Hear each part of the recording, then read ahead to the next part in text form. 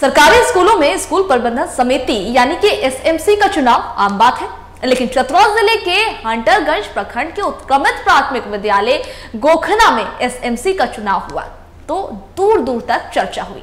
दरअसल 23 सालों तक एक ही परिवार के स्कूल प्रबंधन समिति के अध्यक्ष पद पर काबिज रहकर जमकर मनमानी करता रहा, लेकिन अब सब कुछ बदल गया है। देखिएगा हमारी ये विशेष रिपोर्ट।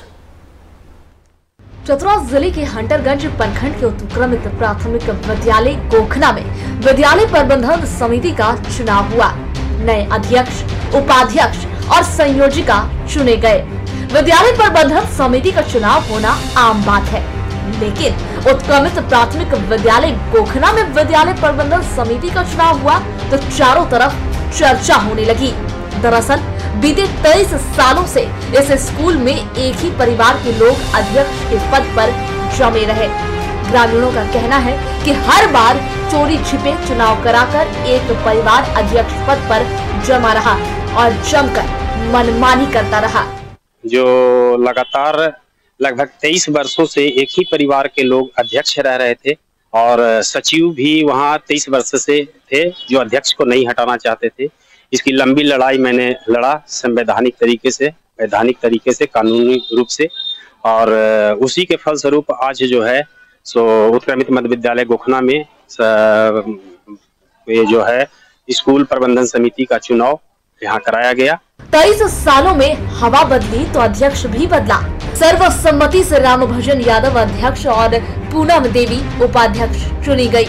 नए अध्यक्ष ने स्कूल की व्यवस्था को पटरी पर लाने का प्रण दोहराया है। जो प्रयास करेंगे सबसे बेस्ट हो वो हम प्रयास करेंगे 100%। दूसरी बात कि लड़कन जो है समय से स्कूल आवे, समय पर स्कूल खुले, समय पर मतलब है जिस तरीका से रूटीन से क्लास हो। दूसरा नंबर है समय पर जो कि खाना जो है सबसे प्रयास करेंगे जो बेस्ट जो प्रयास हो कि जो मिलता है उससे हम लोग प्रयास करें कि बढ़िया से समय पर उनका भोजन मिले। स्कूलों की बेहतर संचालन, निगरानी और नियंत्रण के लिए विद्यालय प्रबंधन समिति का चुनाव होता है, लेकिन व्यवस्था के संचालन और निगरानी की जगह अमूमन नियंत्रण की होड़ मची रहती है ताकि स्कूलों को मिलने वाली तमाम योजनाओं की राशि का बंदरबाट किया जा सके। उत्क्रमित प्राथमिक विद्यालय गोखना के अध्यक्ष और सचिव पर भी अब तक ऐसे ही आरोप लगते रहे हैं। चतरा से टीवी 45 के लिए अनुज पांडे की रिपोर्ट। इस खबर पर ज्यादा जानकारी साझा करने के लिए हमारे साथ फोन लाइन पर अनुज जुड़ गए हैं। अनुज, एक चीज देखिए सामने आ रही है, एसएमसी का चुनाव जो है खूब चर्चे में है और ये चुनाव हुआ है हंटरगंज प्रखंड के उत्क्रमित प्राथमिक विद्यालय जो कि अभी चर्चा का केंद्र बना हुआ। आखिर ऐसा क्यों अनुज, क्यों एक चुनाव इतना चर्चा का केंद्र बन जाता है?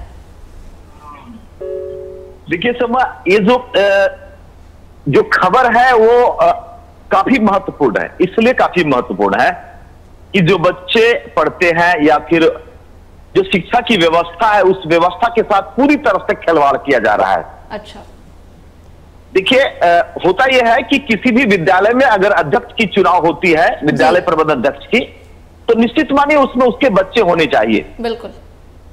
हाँ, तभी उसमें अध्यक्ष होते हैं।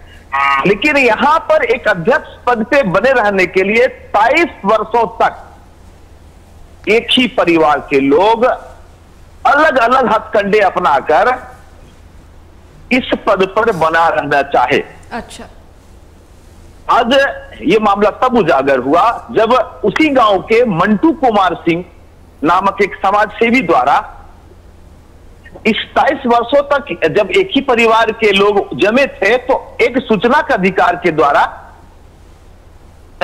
इसकी सूचना ली गई जी। जिस सूचना में यह मालूम हुआ कि इसमें वर्ष 2014 में रोशन कुमारी नाम के एक बच्चे के नाम पर जो अध्यक्ष थी वो बनी रही। अच्छा, लेकिन वो जो बच्चा जो 14 में ही निकल चुका था विद्यालय से, आप कह सकते हैं कि बच्चा नहीं है, उसके बाद भी अध्यक्ष बने रहे जी। और ये कार्यकाल चलता रहा। फिर अभी पूर्व में जो रीना कुमारी जो अध्यक्ष बनी हुई थी, उस रीना कुमारी ने भी एक बच्ची को अडॉप्ट किया अध्यक्ष बने रहने के लिए जी। और उस बच्ची को जो सरकारी वकील था उसने ये कहा कि ये गलत तरीके से बच्ची को अडॉप्ट करके और अध्यक्ष बनी हुई है। जी, बहुत शुक्रिया अनुज, समझ गए मतलब किस तरह से दुर्नीति हो रही थी। बहुत शुक्रिया जानकारी साझा करने के लिए।